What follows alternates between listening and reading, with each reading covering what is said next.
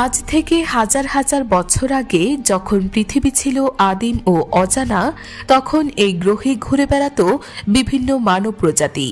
Homo sapiens অর্থাৎ আমরা, আধুনিক মানুষ, তখনও ছিল নতুন আগন্তুক। কিন্তু আমরা একা ছিলাম না, আমাদের পাশে ছিল আরও কিছু মানব প্রজাতি, যাদের মধ্যে সবচেয়ে বিখ্যাত নাম নিয়ানডারথাল। সময়ের সাথে আমরা বেঁচে গেছি, তারা হারিয়ে গেছে, কিন্তু হারায়নি তাদের সবকিছু। আমাদের শরীরে, আমাদের জিনে আজও বয়ে বেড়াচ্ছে সেই প্রাচীন সম্পর্কের ছাপ। আপনি কি জানেন আপনার মাথা ব্যথা কিংবা ঘাড়ে অসহ্য যন্ত্রণার পেছনেও থাকতে পারে এক প্রাচীন মানব প্রজাতির অবদান? হ্যাঁ, বিজ্ঞান বলছে নিয়ানডারথালদের সঙ্গে আমাদের পূর্বপুরুষদের সম্পর্কের ফলেই আজ আমাদের জিনে বাসা বেঁধেছে এক ভয়ঙ্কর মস্তিষ্কের রোগ, চিয়ারি ম্যালফরমেশন। কি এই রোগ, কেন এই রোগ নিয়ানডারথালদের সঙ্গে জড়িত এবং বিজ্ঞানীরা এখন কি বলছেন এই রহস্যময় সম্পর্ক নিয়ে এই ভিডিওতে আমরা জানবো এক চমকে দেওয়া গবেষণার গল্প, প্রাচীন ভালোবাসার মিলনের এবং জিনগত উত্তরাধিকারের এমন এক অধ্যায় যা বদলে দিতে পারে আধুনিক চিকিৎসার পথ। হোমোসেপিয়েন্সের সঙ্গে যে একাধিক প্রাচীন মানব প্রজাতির যৌন মিলন ঘটেছিল 2013 সালে, তা প্রমাণ করে দেখিয়েছিলেন বিজ্ঞানীরা। সে প্রাচীনকাল থেকে প্রাচীন জিন বয়ে চলেছে প্রজন্ম থেকে প্রজন্মান্তরে। সময়টা আজ থেকে প্রায় 2 কি 3 লক্ষ বছর আগে। পৃথিবীর বুকে তখন চলছে মধ্যপ্রস্তর যুগ। সে সময় পৃথিবীতে ঘুরে বেড়াতো নিয়ানডারথালরা, যারা ছিল মানুষের প্রাচীন পূর্ব প্রজাতি। একই সঙ্গে হোমোসেপিয়েন্স বা আধুনিক মানুষের আবির্ভাবও তখন হয়ে গিয়েছিল। এই দুই মানব প্রজাতির যৌন মিলনের একাধিক প্রমাণ অতীতও পেয়েছেন বিজ্ঞানী এবং প্রত্নতত্ত্ববিদেরা। শুধু নিয়ানডারথালদের সঙ্গে নয়, হোমোসেপিয়েন্সের সঙ্গে একাধিক প্রাচীন মানব প্রজাতির মিলন ঘটেছে। বিজ্ঞানীরা আগেও আন্দাজ করেছিলেন প্রাচীন এই সমস্ত জিন এখনকার বহু রোগের উৎস হতে পারে। সাম্প্রতিক গবেষণায় দেখা গেল আধুনিক মানুষের মস্তিষ্কের একটি মারাত্মক রোগ এসেছে নিয়ানডারথালদের জিন থেকে। প্রাচীন এবং আধুনিক মাথার বহু খুলি ঘেঁটে এই তত্ত্বে উপনীত হয়েছেন বিজ্ঞানীরা। কি এই মস্তিষ্কের রোগ? বর্তমান সময়ে মস্তিষ্কের গুরুতর একটি রোগে আক্রান্ত হন অনেকে। তার নাম চিয়ারি ম্যালফরমেশন।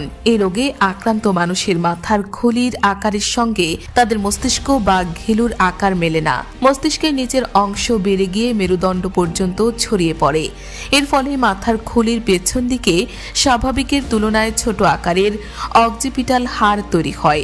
মাথা ব্যথা, ঘাড়ে ব্যথা এবং আরও অনেক গুরুতর সমস্যা দেখা দিতে পারে এই রোগে। পৃথিবীতে প্রতি 100 জনের মধ্যে একজন চিয়ারি ম্যালফরমেশনে আক্রান্ত হন। মানুষের পূর্বপুরুষের এমন অনেক প্রাচীন প্রজাতি রয়েছে যাদের মাথার খুলির আকার আমাদের চেয়ে আলাদা। 2013 সালের একটি গবেষণায় প্রথম দাবি করা হয়েছিল চিয়ারি ম্যালফরমেশনের মূলে রয়েছে এই সমস্ত প্রাচীন মানব প্রজাতির জিন। হোমোসেপিয়েন্সের সঙ্গে যে এই ধরনের প্রজাতির যৌন মিলন ঘটেছিল তা প্রমাণ করে দেখিয়েছিলেন বিজ্ঞানীরা। সেই থেকে প্রাচীন জিন বয়ে চলেছে প্রজন্ম থেকে প্রজন্ম অন্তরে। তবে এগুলি এতদিন অধিকাংশই ছিল অনুমানের পর্যায়ে। ফিলিপিন্স বিশ্ববিদ্যালয়ের অস্টিও আর্কিওলজিস্ট কিম্বারলি প্রম্পের নেতৃত্বে একটি দল সম্প্রতি এই ধারণাটি নিয়ে কাজ করেছেন। তাদের মতে এই আন্তঃপ্রজননের উত্তরাধিকার বর্তমানে অনেক জীবিত মানুষের জিনেও শনাক্ত করা যায়। গবেষকদের ওই দলটি মোট 103টি মাথার খুলি নিয়ে কাজ করেছেন। তাতে চিয়ারি ম্যালফরমেশনে আক্রান্তের খুলি যেমন ছিল, সুস্থ মানুষের খুলিও ছিল। এর পাশাপাশি প্রাচীন প্রজাতির 8টি জীবাশ্ম খুলিও পরীক্ষার জন্য নেওয়া হয়েছিল। জীবাশ্ম খুলিতে ছিল নিয়ানডারথাল, হোমো ইরেক্টাস, হোমো হেইডেলবারজেনসিসের মতো প্রাচীন মানব প্রজাতির নমুনা। রোগাক্রান্ত মানুষের খুলিগুলো আকারে ছিল ভিন্ন ভিন্ন। যে অংশে মস্তিষ্কের সঙ্গে মেরুদণ্ডের সংযোগ ঘটে সে অংশের আকারও আলাদা ছিল। তবে এই ধরনের মাথার খুলির আকারের সঙ্গে একমাত্র একটি প্রাচীন প্রজাতির খুলির মিলই পাওয়া গিয়েছে, সেটা হলো নিয়ানডারথাল। গবেষকরা জানিয়েছেন হোমো ইরেক্টাস, হোমো হেইডেলবারজেনসিসের মাথার খুলির সঙ্গে বর্তমান সুস্থ মানুষের মাথার খুলির অনেক মিল পাওয়া গিয়েছে। এর থেকে বিজ্ঞানীরা এই সিদ্ধান্তে পৌঁছেছেন যে নিয়ানডারথালদের থেকেই আধুনিক মানুষের জিনে চিয়ারি ম্যালফরমেশন নামক রোগটি প্রবেশ করেছে, অন্য কোনো প্রাচীন মানব প্রজাতির থেকে নয়। এতে 2013 সালের গবেষণার দাবি আরও স্পষ্টভাবে প্রতিষ্ঠিত হলো। পাশাপাশি হোমো সেপিয়েন্সের সঙ্গে নিয়ানডারথালের মিলন, প্রজনন এবং জিনগত বিনিময়ও আরও গভীরভাবে আলোকপাত করল এই গবেষণা। সাম্প্রতিক গবেষণায় ব্যবহৃত নমুনাগুলি নিয়ে আরও কাজ করতে আগ্রহী বিজ্ঞানীরা। বয়স এবং সময় নির্বিশেষে আধুনিক মানুষ এবং প্রাচীন মানবের মাথার খুলিগুলো আমাদের বলে দিতে পারে চিয়ারি ম্যালফরমেশনের সঙ্গে নিয়ানডারথালদের কি সম্পর্ক ছিল। তারাও এই রোগে ভুগত কিনা, আজকের মানুষের মতো একই সমস্যা তাদের মাথাতেও হতো কিনা। বিশ্বের আলাদা আলাদা প্রান্তের মানুষের সঙ্গেও এই নমুনা মিলিয়ে দেখতে চান বিজ্ঞানীরা।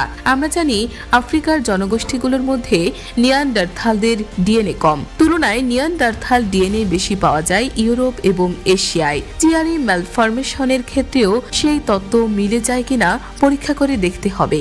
বিজ্ঞানীদের ধারণা, রোগের উৎস সম্বন্ধে নিশ্চিত হওয়া গেলে আগামী দিনে এই রোগের সঙ্গে মোকাবেলা আরও সহজ হবে। গবেষণায় প্রাপ্ত তথ্য এই রোগের চিকিৎসায় সাহায্য করতে পারে। অনেকে আশাবাদী ভবিষ্যতে এই রোগকে সম্পূর্ণরূপে নির্মূল এবং বিলুপ্ত করে দেওয়া সম্ভব, তবে গবেষণা এখনো প্রাথমিক পর্যায়ে, ফলে এখনই নিশ্চিত করে কিছু বলা সম্ভব নয়। গবেষণাপত্রে দেখা গিয়েছে এই তথ্য আমাদের চিয়ারি ম্যালফরমেশনের কারণ জানতে এবং এই রোগকে আরও বিশদে বুঝতে সাহায্য করে। হাজার বছর আগের এক সম্পর্কে নিয়ানডারথাল আর হোমো স্যাপিয়েন্সের মিলন আজও আমাদের শরীরে, আমাদের জিনে তার ছাপ রেখে গেছে।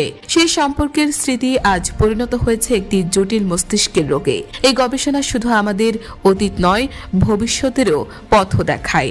যদি আমরা জানি রোগের উৎস কোথায়, তাহলে হয়তো একদিন আমরা সেটিকে সম্পূর্ণভাবে নির্মূল করতে পারবো। বিজ্ঞানের এই যাত্রা একটাই কথা বলে, মানুষ যতই আধুনিক হোক, তার রক্তে বইছে প্রাচীন ইতিহাসের গল্প। ভিডিওটি ভালো লাগলে লাইক দিন এবং সাবস্ক্রাইব করে এরকম আরও অজানা চমকপ্রদ তথ্য জানতে আমাদের সঙ্গেই থাকুন।